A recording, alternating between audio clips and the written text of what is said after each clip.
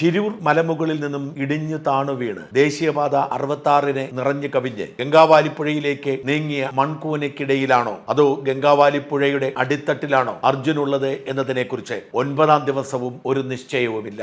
ഏറ്റവും ഒടുവിൽ കേൾക്കുന്നത് ആ വലിയ മല പുഴയിലേക്ക് വന്ന് നിലംപതിച്ചപ്പോൾ ആ വലിയ ഹുങ്കാരത്തിനൊപ്പം അർജുന്റെ വാഹനവും മണ്ണിനടിയിലായെന്നാണ്. അതായത് പുഴയ്ക്കടിയിലെ മണ്ണിനടിയിൽ ഏതാണ്ട് 25 അടിയിൽ അധികം ഉയരമുള്ള പുഴയാണത്. വിശ്രമിച്ചുകൊണ്ടിരുന്ന അർജുനൊപ്പം ആ ലോറി പുഴയിലേക്ക് മണ്ണിനൊപ്പം ഒലിച്ചുപോയെന്നും മണ്ണിനടിയിൽ പുതഞ്ഞുപോയി എന്നുമാണ് ഇപ്പോൾ കണക്കാക്കപ്പെടുന്നത്. കരസേന രക്ഷാപ്രവർത്തനം വലിയ തോതിൽ നടത്തിയിട്ടും കരയിലൊരിടത്തും അർജുന്റെ വാഹനത്തെക്കുറിച്ചുള്ള ലക്ഷണങ്ങളൊന്നും ഇല്ലാത്തതുകൊണ്ടാണ് ഇപ്പോൾ അങ്ങനെ ഒരു നിഗമനത്തിലേക്ക് നീങ്ങുന്നത്. കരസേനയും നാവികസേനയും ഒക്കെ തിരച്ചിൽ തുടരുകയാണ്. അങ്ങനെയെങ്കിൽ ചോദ്യം ബാക്കിയാവുകയാണ്, നാവികസേനയുടെ അന്വേഷണത്തിൽ എന്തുകൊണ്ട് കണ്ടെത്താൻ കഴിഞ്ഞില്ല?